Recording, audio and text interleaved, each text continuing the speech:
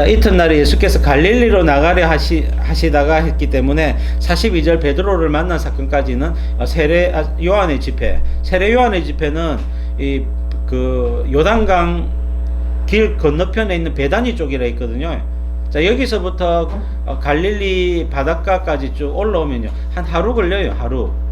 많이 잡으면 한 1박 2일 정도 잡아야 되고요. 근데 가버나움까지는 그렇고 갈릴리까지는요, 그냥 한나절 걸으면 됩니다. 그러면 도착을 하게 되고, 지금 2장에 가보면 가나 혼인잔치집에 가니까 그 인근에 가나라고 하는 마을이 있거든요. 그렇게 되어지는 겁니다. 자, 갈릴리로 나가려고 하시다가 이건 세례 요한의 집회를 끝내고 이제 각기 흩어지는 분위기입니다. 그때 빌립이라고 하는 사람을 만나서 나를 따르라라고 콜링을 하고 있습니다.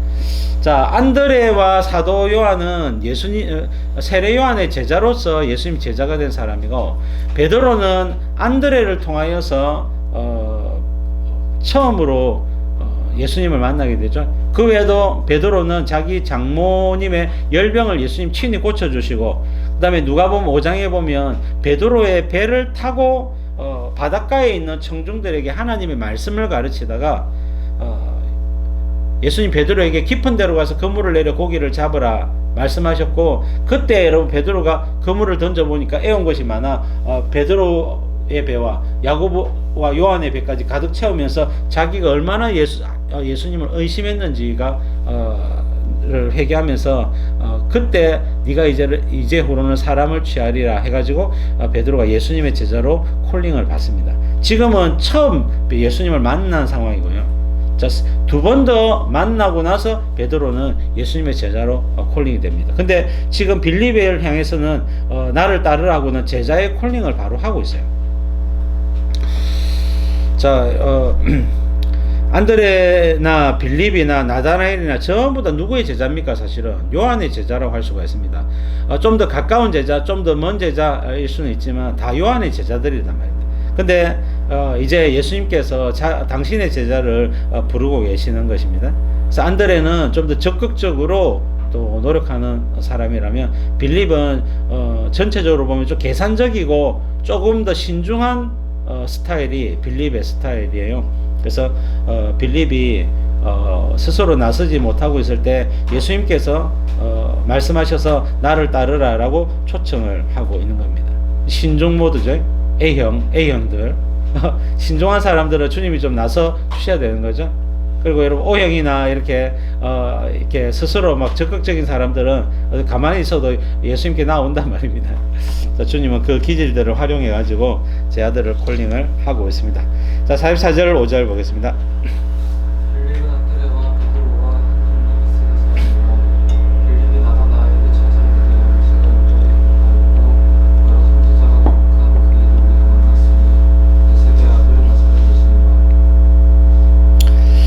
자, 빌립이 안드레, 베드로와 한 동네 베세다 사람이라고 그랬죠. 예수님은 가버나움에서 활동했지만 베드로와 안드레와 그 다음에 빌립은 베세다 사람이라고 그랬습니다. 가버나움과 베세다는요, 그냥 옆 동네예요. 옆 동네. 한 2km, 한 3km 정도 떨어져 있는 한 3-40분 걸어가면 되는 그 옆길입니다. 그래서 좀 한 3-4km 1시간 정도 걸어야 되겠네요. 자, 그래서 여러분 보니까 안드레와 또 베드로가 예수님을 따르고 있고 이렇게 교제도 하고 있는 모습도 좀 봅니다. 그래서 이제 예수님을 이렇게 만나서 교제를 해보고 나니까 예수님이 메시아인 걸 알겠는 거예요. 만나보면 아는 겁니다. 그 말씀이나 영광이 사람의 언어가 아니다 말입니다. 사람의 영광이 아니다 말입니다. 어떤 뛰어난 선생님이 있겠죠. 아이고 선생님 정말 똑똑하시네, 선생님 정말로 대단하십니다 해도 사람인 거예요. 근데 예수님의 영광은 탁월하신 정도가 아니라 하나님의 아들의 영광이다 말입니다. 능력이나 지혜나 모든 예수님의 말씀 한마디 한마디가 이거는 뭐 점쟁이도 아니고 다 맞추는 거예요. 다 아시는 겁니다. 그러니까 베드로에 대해서도 딱 보자마자 네 이름 시몬이지, 바로 나온단 말입니다. 뒤에 나다나엘 같은 경우에도 나다나엘 너를 네가 무화과 나무 아래에 있는 것을 보았다 라고 바로 이야기를 합니다. 이는 참 이스라엘 사람이라 그 속에 간사한 것이 없도다. 그 바로 나온다고요. 예수님의 영광은요, 사람의 영광과 틀려요.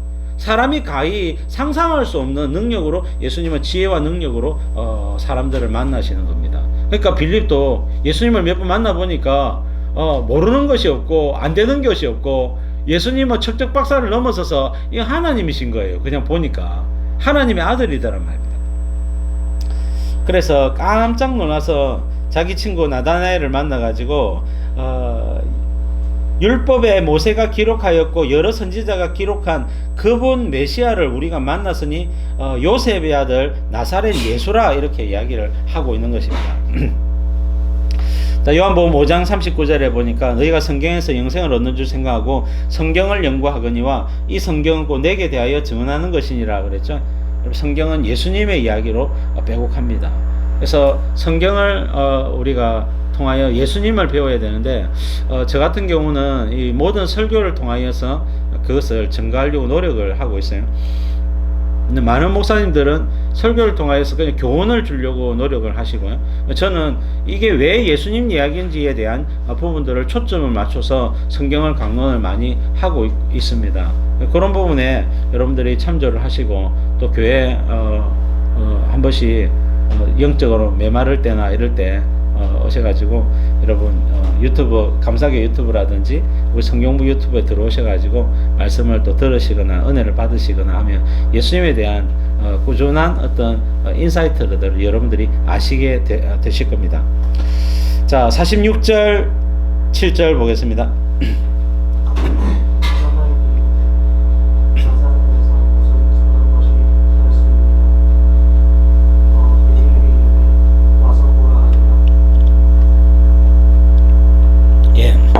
자, 생각을 해봐라. 나사렛에서 무슨 선한 것이 날 수 있겠느냐. 자, 나사렛은 주요한 도시가 아닙니다. 특히나 갈릴리 지역이고, 갈릴리는 이 북쪽이 사마리아 북쪽에 있는 갈릴리인데, 북쪽에 있는 이 지역은요, 주전 7세기 아수르가 침입을 해오면서 인종이 섞여버린 곳이거든요. 그러니까 여기는 참 이스라엘 백성들만 존재하는 것이 아니단 말입니다. 세월이 700년이나 또 지났기 때문에. 그래서 나사렛은 유서 깊은 곳도 아니고 거기 사는 사람들이 정통 유대인이라고 하기에도 못하단 말입니다. 그러니까 나사렛에서는 하나님의 은혜가 임할 수 없다는 이야기입니다. 그래도 최소한 예루살렘은 되고 베들레헴은 되고 그 갈렙이 그했던 헤브론은 브엘세바 정도는 돼야지 나사렛이라고 하는 동네에서 하나님이 역사하실 리가 없다. 그것은 성경하고도 맞지 않다라고 그렇게 이야기를 하는 겁니다. 기본적으로 미가서 5장 2절에 보면 그리스도가 오면 어디서 오느냐? 베들레헴 에브라다야. 에브라다는 베들레헴의 별칭이거든요. 원래 에브라다라고 하는 사람이 거기 살았단 말입니다. 그래서 에브라다의 성읍 베들레헴이다. 자, 내가 유다 고을 중 가장 작을지라도 이스라엘을 다스리는 자가 내게서 나올 것이라 그랬죠. 그리고 그의 이름은 태초의 상고엔이라 그랬죠. 그의 이름은, 그의 근원은 태초의 상고엔이라 뭡니까? 하나님이다 말입니다. 그래서 베들레헴 에브라다에서 이스라엘을 다스리는 분이 오시는데 그분은 하나님이다, 이렇게 이야기를 하고 있는 겁니다. 자, 여러분, 나사렛 예수 아닙니까? 예수님은 나시린이라 일컬음을 받을 것이라. 그래서 나사렛 사람이거든요. 여튼 여러분, 이 나사렛에서 예수님께서 자라셨는데 왜 나사렛에서 자랐는지 그 의미를 제대로 깨닫지 못했던 나다나엘이 단언하면서 나사렛에서 선한 것이 나올 수 없다라고 반박을 하니까 빌립이 성경 지식을 많이 알고 있는 나다나엘을 이길 수가 없겠죠. 그러니까 이거 내가 설명을 다 못하겠는데 네가 와서 직접 한번 만나보면 될 거 아니까. 그래서 와서 보라라고 초대를 했는데 예수님을 만나게 되는 겁니다. 47절 말씀.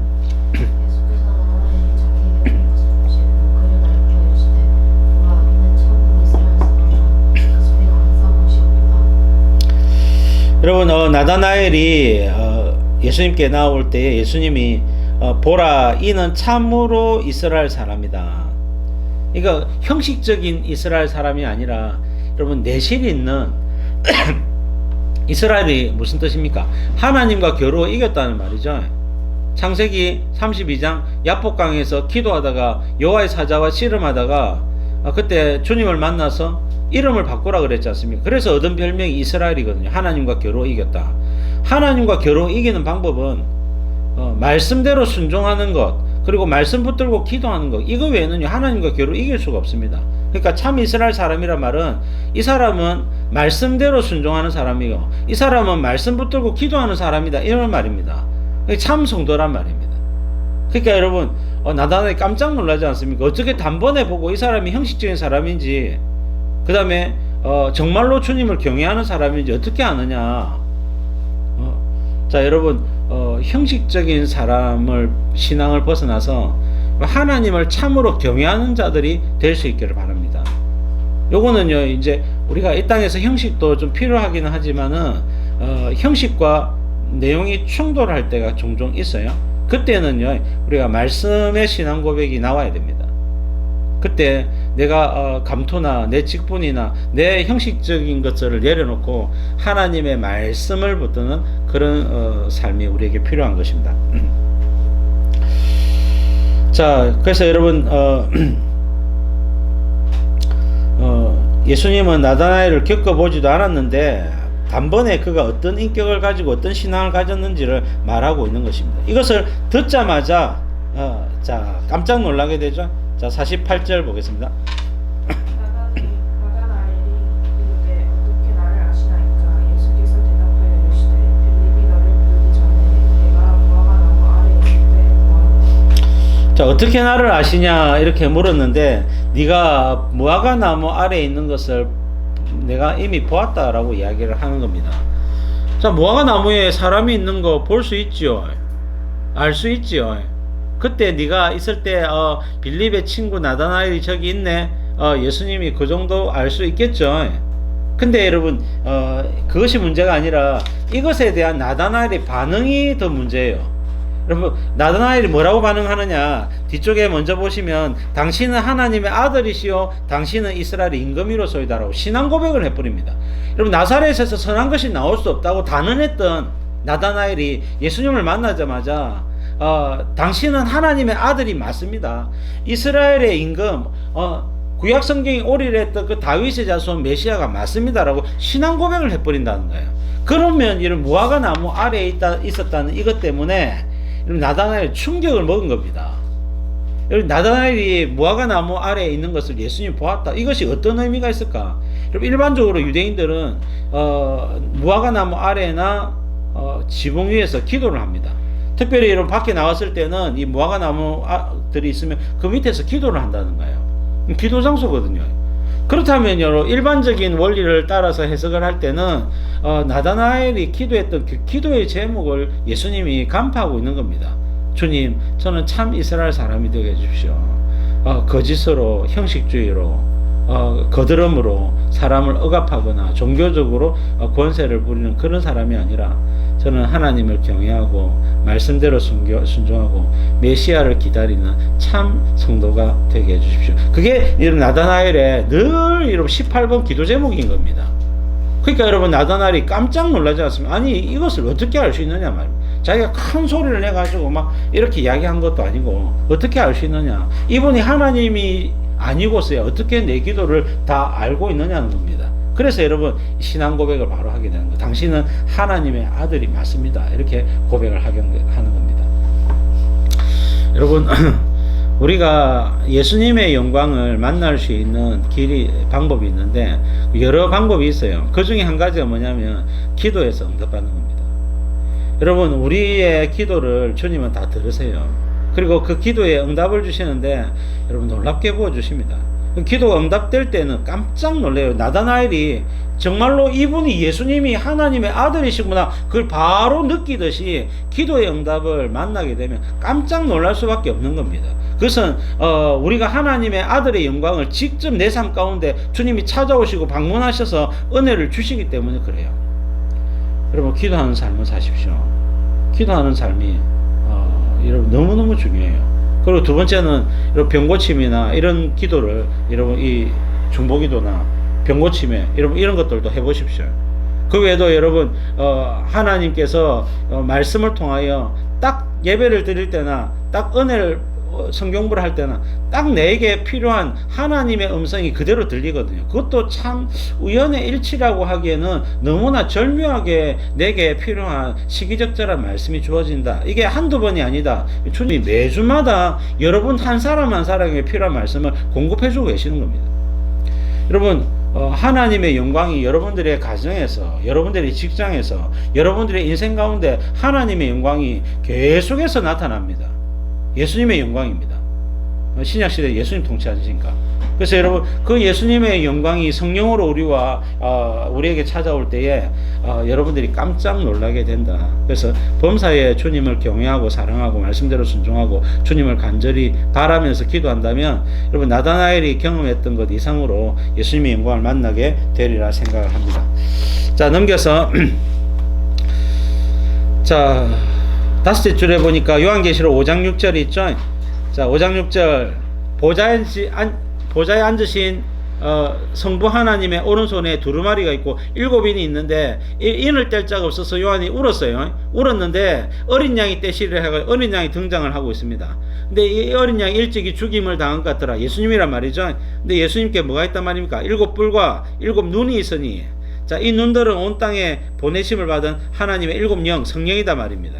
자, 여러분 7뿔은요, 뿔은 권세를 상징하고 눈은 지식을 상징한다고 그랬죠. 자, 7뿔은 완전한 뿔, 완전한 권세, 전능이라고 불러요. 전능, 완전한 능력. 그 다음에 7눈, 완전한 지식, 전지. 그래서 전지전능하신 하나님의 아들이더라, 이렇게 이야기를 하고 있는 겁니다.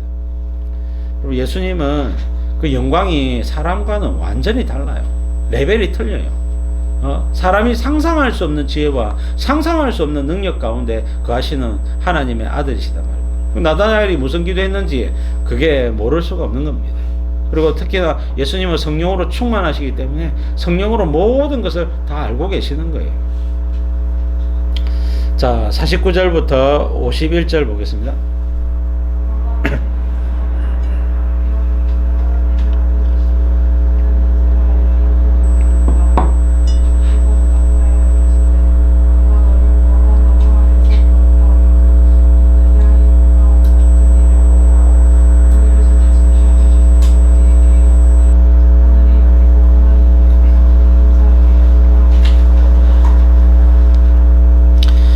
당신은 하나님의 아들, 당신은 이스라엘의 임금, 신앙 고백이죠. 여러분 예수님의 영광을 볼 때에 신앙 고백을 하시기 바랍니다. 십자가로 대속하신 예수님을 영원히 사랑할 수 있기를 바라고 그분을 영원히 믿을 수 있기를 바랍니다. 이 믿음에서 어떤 상황이나 어떤 환경이나 어떤 어려움 속에서도 이 믿음에서 이탈하지 마시기 바랍니다. 그리고 주님 앞에 서는 때까지 수천 번도 더 예수님에 대한 신앙 고백이 있기를 바랍니다. 자, 그때 예수님께서 이 신앙 고백을 들으시고 내가 너를 무화과 나무 아래에서 보았다 함으로 믿느냐, 이보다 더 큰 일을 보리라. 어떤 일을? 하늘이 열리고 하나님의 천사들이, 사자들은 천사들이거든요. 천사들이 인자 위에, 인자는 예수님이거든요. 자, 인자 왜 예수님이 당신을 인사라고 하는지 말씀드렸었죠. 여러분 우리 남자들은 다 인자고 여자들은 인자지만은 남자들이 인자지만 우리를 인자라고 안 부르고 예수님만 인자라고 부르는 거예요. 왜? 특별한 인자단 말입니다. 여러분 하나님의 아들로서 사람의 아들이 되신 유일한 분이시기 때문에 예수님을 그 인자라고 하는 단어를 쓰는데, 여러분 우리는 인자라고 하는 단어를 안 쓰잖아요. 평범하니까, 당연하니까. 근데 예수님의 인자는 독특하단 말입니다. 하나님의 아들이 어떻게 사람의 아들이 되셨냐는 거예요. 그 의미가 들어있는 인자입니다. 그래서 하늘이 열리고 하나님의 천사들이 예수님 위에 오르락내리락 하는 것을 보리라. 이것은 예수님을 통하여 예수님의 이름으로 오르락내리락 한단 말입니다. 여러분 천사들이 위로 올라갈 때는요, 기도를 가지고 뭔가 하나님께 보고하려고 올라가는 겁니다. 그리고 내려올 때는 하나님의 응답을 세상에 풀어내기 위해서 내려오는 겁니다. 그것이 심판이든지 복이든지, 내려올 때는 은혜나 심판을 가지고 하나님의 응답을 가지고 내려오는 것이고, 올라갈 때는 기도나 어떤 하나님께 보고할 일이 있어가지고 보고하러 올라간단 말입니다. 그것을 누구를 통하여? 예수님을 통하여 한단 말이에요. 이것은 성도의 여러분 기도 생활, 응답 생활입니다. 성도의 신앙 생활이라고. 그래서 예수님의 이름으로 천사들이 왕래하는 영광을 보게 될 것이다. 이 말은 한마디로 얘기하면 너희들의 기도가, 너희들의 소망이, 너희들의 간절한 바람들이 예수님의 이름으로 이루어지는 것을 보게 될 것이다 라고 이야기를 하고 있는 것입니다. 본래 여러분 이것은 창세기 28장 야곱이 형 에스의 낯을 피해서 바단 아람으로 도망갈 때에 그가 베델에 들렀고, 베델에서 지친 몸에 금방 잠이 들었는데 밤에 꿈에 사닥다리가 이제 하늘에까지 놓였는데, 이 사닥다리라고 되어 있지만은 계단입니다. 계단이 땅에서부터 하늘까지 쭉 연결이 되어 있는데, 그 계단을 통해서 하나님의 천사들이 올라갔다가 내려갔다가 하는 것을 봤단 말입니다. 그래서 여러분 야곱이 깨가지고 여기가 하나님의 집이구나 하고는 여기가 하나님 계시는구나, 하나님 집이단 말이에요. 그래서 여러분 벳엘이라고 하나님의 집이라고 하는 이름을 그 지명에 붙였다. 원래는 루스라고 하는 동네였죠. 여러분 그것은 야곱에게 하나님께서 하나님이 무엇을 하고 싶은지 그 꿈으로 보여주신 거예요. 하나님의 비전을, 청사진을. 그리고 여러분 야곱이 했던 꿈을 예수님이 그대로 그 꿈이 나를 통해서, 야곱의 꿈이 나를 통해서 실현되는 것을 네가 보게 될 것이다 라고 이야기를 하고 있는 것입니다. 자, 예수님은 십자가로 대속하셨고 부활하셨고 우리의 주님이 되셨죠. 이제는 예수 그리스도의 이름으로 제사함을 받고, 예수님의 이름으로 하나님의 자녀가 되고, 예수님의 이름으로 성령을 받고, 예수님의 이름으로 우리의 모든 기도가 응답을 받습니다. 그래서 예수님의 이름으로 하나님과 사람이, 죄인이 원래 하나님과 교제하거나 교통하거나 뭐 하나님을 아버지라고 부르거나 은혜가 왔다 갔다 하거나 할 수가 없거든요. 아무것도 안 된단 말입니다. 근데 예수님의 이름으로 모든 것이 이제 되기 시작하는 거예요. 모든 것이 실현되기 시작하는 겁니다. 그만큼 예수님의 권세는 탁월한 권세입니다. 왜 탁월하느냐? 여러분 첫 번째는 죄의 권능을 파괴하는 권세입니다. 여러분 죄가 우리가 하나님 사이를 갈라놓았다라고 이야기를 하지 않습니까? 이사야 49장에 죄가 하나님과 우리 사이를 갈라놨는데, 하나님과 우리 사이를 갈라놨던 죄의 권세를 예수님께서 박살을 내버리는 거예요. 그리고 여러분 하나님과 우리 사이 막힌 담을 헐어버리시고 하나님과 교제하고 교통하고 동행할 수 있는 그런 권리가 우리에게 주어지게 된 겁니다. 하나님을 아버지라 부른다니까요. 아버지가 됐는데 자녀가 됐는데 1년에 한 번도 교제를 안 하거나, 아버지가 있지만 자녀에게 뭔가를 주지 않고, 자녀가 있지만 아버지께 말하지 않고, 그런 관계가 아니라는 거예요. 그래서 우리는 하나님과 너무너무 친밀한 관계와 교제를 누릴 수 있는 그런 관계가 됐단 말입니다. 그래서 여러분 예수님의 사역과 예수님의 이름은요 획기적입니다. 획기적이라고요. 그래서 여러분 그 예수 그리스도를 날마다 누리고 날마다 여러분들이 만나시기를 바랍니다. 자, 중보자 예수 그리스도죠. 자, 이 나다나엘이 우리 학자들은 바돌로메라고 합니다. 본명은 나다나엘이고요. 바돌로메는 나다나엘이 별명이거든요. 왜? 저 아버지가 돌로메다. 돌로메. 바는 벤, 아들이란 말입니다. 그래서 돌로메의 아들이란 뜻이 바돌로메입니다. 바돌로메는 마을 사람들이 별칭으로 부르는 바돌로메 이렇게 이야기하면 돌로메의 아들 이렇게 부르는 거예요. 근데 본명은 뭐란 말입니까? 나다나엘이란 말입니다. 자, 나다나엘. 자, 그래서 여러분 나다나엘이 예수님 만나고 나서 하나님의 영광을 예수님의 영광을 보게 된 겁니다. 여러분 예수님을 만나시기를 바랍니다. 지금도 살아계신 주님께서 저와 여러분들을 만나시기를 원하시는 거예요. 그 예수님을 만나고 예수님과 교제하고 예수님의 은혜를 풍성하게 누림으로 말미암아 여러분들의 삶 가운데 정말로 하늘이 열리고 하나님의 천사들이 예수님의 이름으로 오르락내리락 하는 것을 여러분들의 삶 가운데 풍성하게 체험하는 저와 여러분들의 길을 간절히 바랍니다.